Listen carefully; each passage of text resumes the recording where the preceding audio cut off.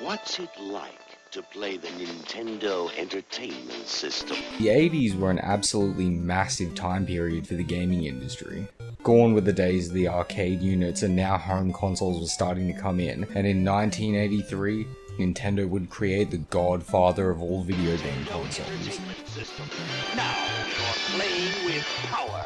The Nintendo Entertainment System. This thing doesn't even have 1% of the processing power the modern video games have, and yet the heart and determination and pure character that you find in a lot of NES games is unmatched on any other console. By today's standards, these games are very linear and very primitive. This is the generation where most genres of video games were pioneered. This generation had everything from platformers, to sports games, to puzzle games, to everything you could think of. And basically every single game that exists in the modern era pays homage to the NES in some way, shape or form.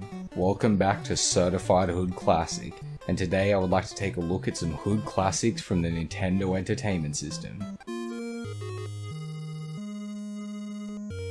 Starting off today's Hood episode is The Legend of Zelda. Possibly one of the most influential action-adventure games of all time. In this game you play as a little elf, trapped in some mysterious land chasing after some fantasy princess named Zelda. You walk into the first cave you see, get armed with a sword from a nice old man, and you set off on one of the most difficult adventures of the NES era. This game is very, very challenging, even by NES standards. In a way you could say it's the Dark Souls of NES games.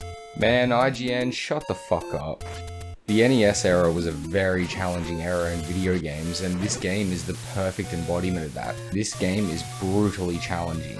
The enemies move in such an obscure way, and each area is a complete mystery to you. There's no guide or compass or map. Old games like this, you just had to walk around and figure stuff out yourself. We are blessed in the modern era in that if you were stuck in a video game, you can just look up a YouTube guide on how to get through the part that you're stuck on. But back in the day, you had to figure that shit out on your own. And these old games were challenging and obscure. The Legend of Zelda doesn't hold back any punches. The items in the item shop are super expensive. Like I said, there is no map, so traversal is just super annoying. It'll just throw you into difficult dungeons straight away. And the game doesn't explain any of your extra abilities to you. The Legend of Zelda has a very fairy tale vibe to it. All of Link's little animations, all the little oblique storytelling, the traveling, the sound design, the soundtrack itself, it's all just so good. This game is the pinnacle of NES video games. The original Legend of Zelda is a certified Hood classic.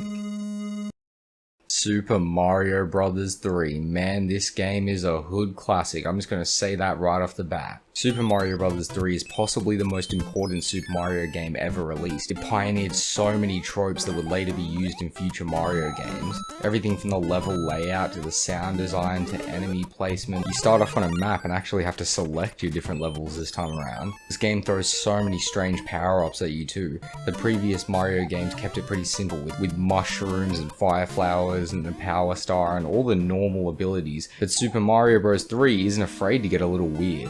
Right off the bat, it throws the Tanuki Leaf at you, an ability that turns you into a weird raccoon that can now hit enemies. This game is another super tough one, and the platforming is very challenging. I died a lot in this game, but the levels are really fun and you go to a lot of different locations. This game pioneered so many different levels that would later be used in future Mario games. This is one of the first games where you go on Bowser's airship. This is one of my favorite levels. This game has a great atmosphere, great platforming, and is super fun and decently challenging too. In my opinion, every Mario game is a Hood classic, but this game stands among all of them. This is Hood royalty. Super Mario Bros. 3 is an all-time classic. Donkey Kong Arcade. I don't give a fuck who you are, you have probably played this game or at least seen it at some point. If you've ever walked into a time zone, chances are you've at least played this game once. I feel like this game's so influential, I don't even need to review it. Everyone knows what this game's about. But if you somehow don't know, this is the first appearance of Mario. You have to try and save Pauline. A lot of people think that this is Princess Peach, but it isn't. It's actually a completely different character, and you have to save her from the infamous Donkey Kong, who started out as a villain. You have to jump over the barrels and collect different items and make your way to the top. And after you finally climb the tower, you then go to the second and third levels. Each level is differently colored and has different objectives. I know tons of people that don't even know that there are other levels in this game because they've never even beaten the first level. And that's fair enough. This one is pretty challenging to people who are not good at old school games. Donkey Kong for the arcades is a hood classic, come on.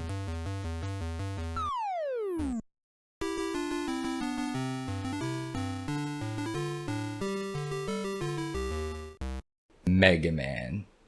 Okay, you know how I said that Legend of Zelda was the Dark Souls of the NES games? Well, I lied.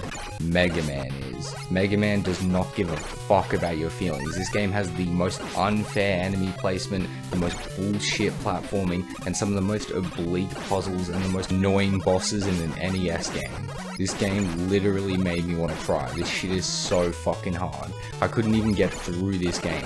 I beat like 2 bosses and I was ready to give up. I even had to sell my soul to the devil just to beat those bosses. This shit pushes you mentally. I mean, this game is so challenging. It really puts into perspective how much easier games are these days. I mean, back in the day, games didn't give a fuck. If you lose all your lives in this game, you get booted right to the start screen and you have to complete the entire game again. This game is very simplistic like a lot of NES games, but it is very fun.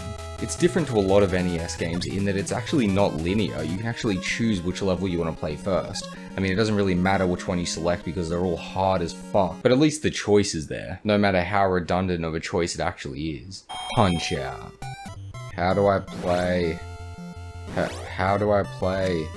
No, how do I play? And I'm dead. Okay, cool. Fuck you, Punch Out.